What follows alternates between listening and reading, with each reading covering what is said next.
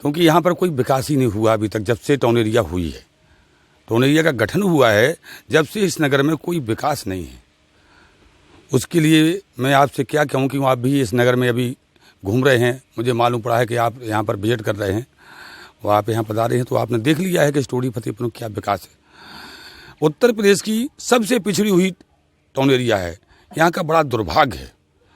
हमारा जो town area Todi Fatehpur विगत वर्षों में जो स्टेट रहा है, टोड़ी फतेहपुर स्टेट, यहाँ राजा था, राजा का यहाँ पर कार्यकाल रहा, लेकिन राजा के जाने के बाद ये खंडर हो गई है, यहाँ कोई विकास नहीं है। हमारे टोड़ी फतेहपुर में गंगा बहती थी, आज गंगा जी अदृश्य हो गई हैं। गंगा जी अदृश्य क्यों हो जाती हैं? क्योंकि वहाँ शासक सही नहीं होता है, तो गंगा जी अदृश्य हो जाती हैं।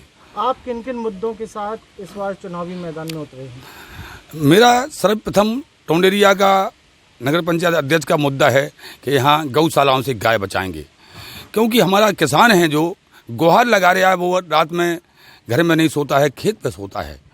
फसलें रखाने के लिए यहाँ स्वयं पति पत्नियों को जाना पड़ता है, चाहे रात में बरसात हो रही हो, सांप बिच्छू को बिना देख के खेत में डरा रहता है।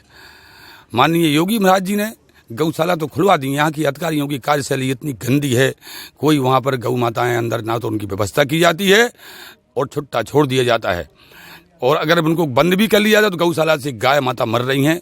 उनको बचाने के लिए सबसे मेरी प्रथम ये है कि मैं गौशालाओं से गाय को बचाएंगे। गाय हमारी कैसे बचेगी? अकेले गोस्वामी जी गाय नहीं बचा सकते हैं। हम निगरानी समिति बनाएंगे, जनता से गुहार लगाएंगे कि भाई सब मिलके नगर पंचायत टोड़ी फतेहपुर की 10,000 की वोटिंग की वो जनसंख्या है, हम उनको 100 आदमियों की समिति बनाएंगे, उनको बैठा लेंगे, समझाएंगे कि भाई गौ माता कैसे बचेगी। राजकुमार गोस्वामी जी, आपने बीजेपी से टिकट की डिमांड की थी, आप बीजेपी के कार्यकर्ता भी हैं, तो अब क्या चुनौती, क्योंकि टिकट आपको पार्टी से नहीं मिला है, किस तरह की चुनौती देख रहे हैं? मुझे तो ये समझ में नहीं आ रहा है कि मेरा टिकट क्यों काट दिया गया है। मैं गौ सेवक आदमी हूँ और हमारे मुख्यमंत्री भी गौ सेवक हैं, मेरा टिकट किन कारणों से काट दिया गया है मुझे समझ में नहीं आ रहा है। मैं सोचता रहता हूँ कि मेरा टिकट, मैं और मेरा बेटा विगत 20 साल से पार्टी का कार्य कर रहा हूं और झंडा लगाने से और भट्टी बसाने से काम कर रहा हूं, लेकिन मेरा टिकट काट दिया। मुझे समझ में नहीं आ रहा है कि पैसे की दम पे टिकट काट दिया या जातवाद के जहर पे टिकट काट दिया। क्या पार्टी से आपकी कोई नाराजगी है? मेरी पार्टी से कोई नाराजगी नहीं है, मैं तो गौसेवक आदमी हूँ। जब पार्टी का जो काम मिलता है, विधायक जी के यहाँ काम मिलता है, वार्ड का काम मिलता है तो वार्ड का काम करते हैं, सेक्टर का काम मिलता है तो सेक्टर का काम मिलता है, जिला का काम मिलता है तो जिला का काम करने का काम करता हूँ। आपको डर किसी सता रहा है? हाँ, डर चूंकि मुझे इसलिए सता रहा है कि शासन सत्ता का डर सता रहा है कि जो लोग मेरे ऊपर कोई मुकदमा ना लग जाए, मेरा मर्डर ना करवा दें यहाँ पर लोग, क्योंकि यहाँ पर बहुत लोग पार्टी के ऐसे लोग हैं। मुझे सुनने में आया है कि जो जनरली प्रत्याशी है, क्योंकि और कोई यहाँ पर सामने मेरी टक्कर में नहीं है, तो मेरा कुछ भी हो सकता है। इसलिए मैंने चुनाव आयोग से और डीएम साहब से भी गुहार लगाई कि मेरी सुरक्षा की जाए। मेरा यहाँ पर कुछ भी हो सकता है, मेरी जान माल का खतरा है यहाँ पर। ऐसी क्या बात आ रही है? ऐसी इसलिए आ रही क्योंकि यहाँ पर जो भारतीय जनता पार्टी के प्रत्याशी है वो बिल्कुल डर रहा है कि मैं चुनाव हार गया हूँ, गलत आदमी को चुनाव दे दी, टिकट दे दिया।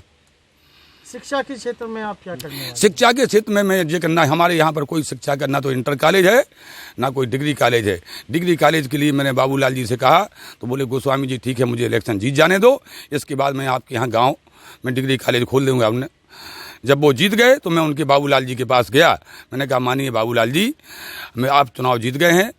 तो बोले गोस्वामी जी यार मेरे समय का अभाव है, वहाँ मेरी ज़मीन पड़ी है, आप उसको बनाने का काम कर सकते हो तो आप शुरू करो।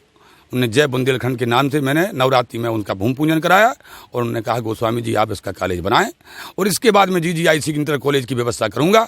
मैं शासन से गुहार लगाऊंगा, शासन से आपकी बात को पहल करूंगा।